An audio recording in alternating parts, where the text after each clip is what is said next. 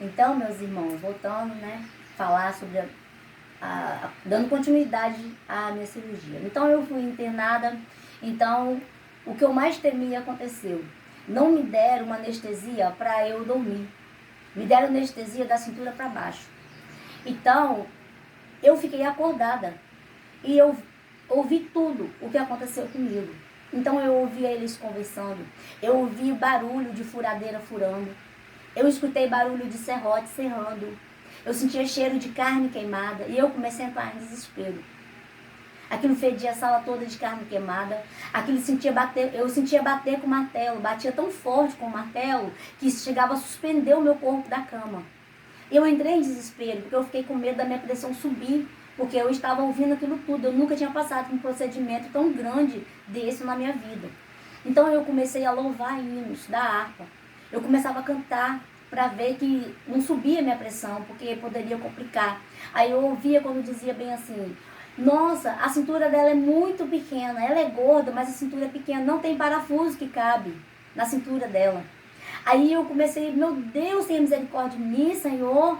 Senhor, ajuda que tem um parafuso que cabe em mim. Eu vou ficar, como que eu vou ficar, meu Deus? Aí aquilo entrava na minha cabeça, eu entrava em desespero, mas sempre orando, sempre ligada e pedindo ao Senhor Jesus querido que viesse ali. Aí de repente eu ouvi quando alguém disse: corta o parafuso ao meio, vai caber certinho nela. Então, passou aquela parte ali, irmãos. Fui pro quarto, terminou a cirurgia, eu fui pro quarto. Quando eu cheguei no quarto, o quarto parecia não ser um quarto do SUS, parecia ser um quarto particular. Só tinha eu e uma outra mulher que tinha sido operada da mesma coisa que eu. E tinha banheiro, tinha tudo perfeito dentro do quarto, tudo certinho, sabe? Lugar certinho para o meu acompanhante ficar.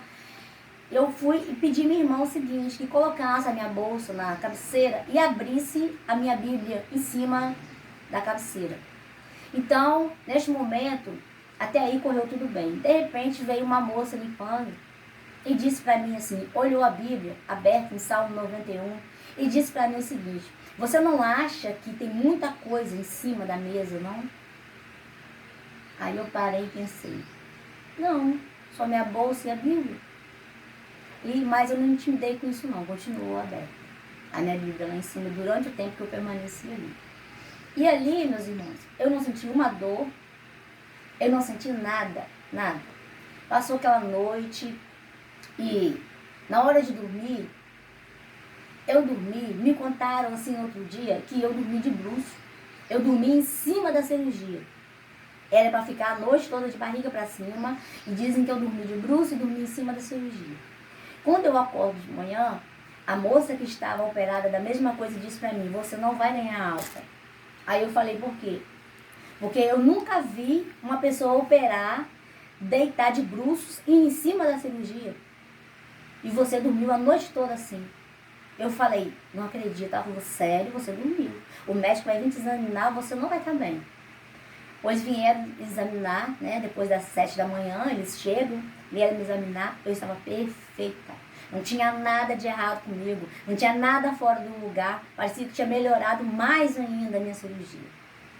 Então, irmãos, eu ganhei alta, aí para casa. No dia que eu ganhei alta, era um plantão de 2 enfermeiras diferentes que eu ainda não tinha visto lá na Santa Casa. Então, elas chegaram e falou bem assim: quem é a moça que está ganhando alta? Aí eu fui, levantei minhas mãos, ela olhou para mim e disse bem assim: você é evangélica, não é? Eu falei: sou. Ela falou bem assim: porque eu estou sentindo algo de Deus muito forte saindo de você. Tem uma presença muito forte de Deus em você. E quem é crente, eu também sou, se identifica, o Espírito se identifica um com o outro. Falou comigo bem assim: não se preocupa não, nós vamos levar você até o carro. Aí mandaram pedir uma cadeira boa, uma cadeira melhor. Me colocou na cadeira, não permitiram nem que a minha cunhada tocasse em mim. Elas me levou, que o certo era uma só me levar até o carro que estava me esperando. A outra disse: não, eu vou junto, escoltando. Então foram as duas me levando naquele corredor e dizendo assim: como é bom a gente estar perto de uma pessoa que serve, teme a Deus, que tem Deus na vida. A gente percebe e sente a presença de Deus.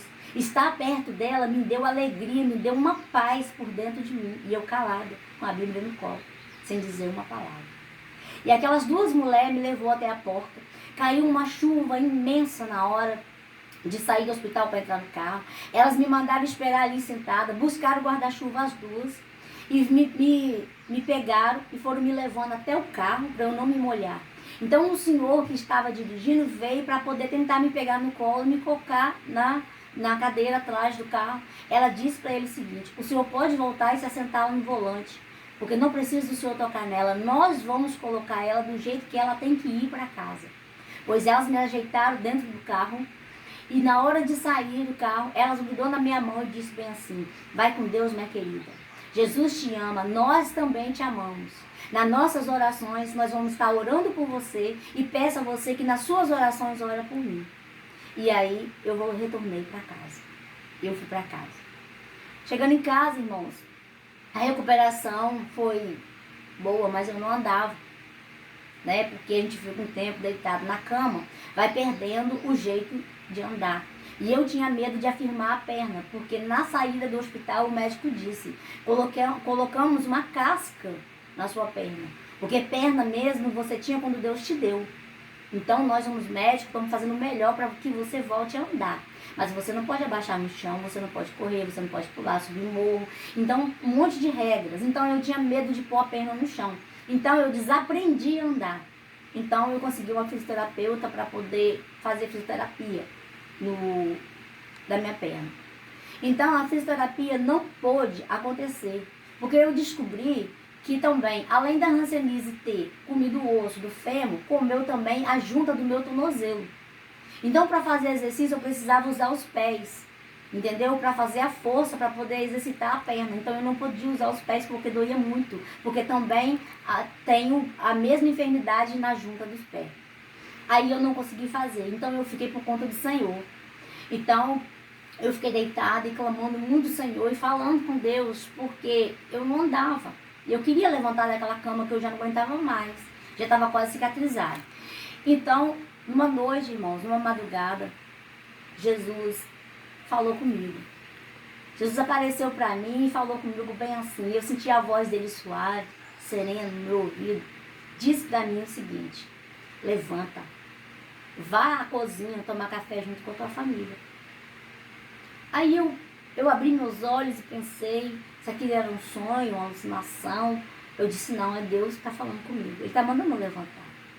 Eu fui, irmãos, erguendo meu corpo, sentei na cama, para honra e glória do nome do Senhor Jesus. Eu sentei na cama, fui me escorando e me coloquei de pé. E assim que eu me coloquei de pé, eu comecei a dar o primeiro passo, segundo passo, irmãos. E cheguei na cozinha. Quando eu cheguei na cozinha, foi uma festa, ninguém acreditava, porque eu não andava, eu não conseguia nem sentar. E minha família glorificava a Deus, porque aquilo era Deus purinho, não tinha como negar que não era Deus. Então, dali eu já comecei a dar os meus passos, a levantar. Dali. Então, irmãos, quando passa mais um tempo, né? Fui refrescando a mente, fui, né? Já estava andando, né? Mas só que não para por aí, irmãos. O meu corpo começou a se encher de chagas. Eu comecei a ter um vermelhidão, eu acordei com o rosto todo vermelho, com manchas enormes no meu rosto todo, no corpo inteiro, até na sola dos pés. E aquelas manchas começou a queimar. Irmãos, eu queimava como se eu estivesse dentro de um vulcão. Não vou dizer do inferno, porque eu não sei como é a quintura do inferno. Mas aquilo queimava tanto que ninguém podia colocar as mãos em mim. Eu não podia ser tocada por ninguém. O branco do meu olho envermelhou todo.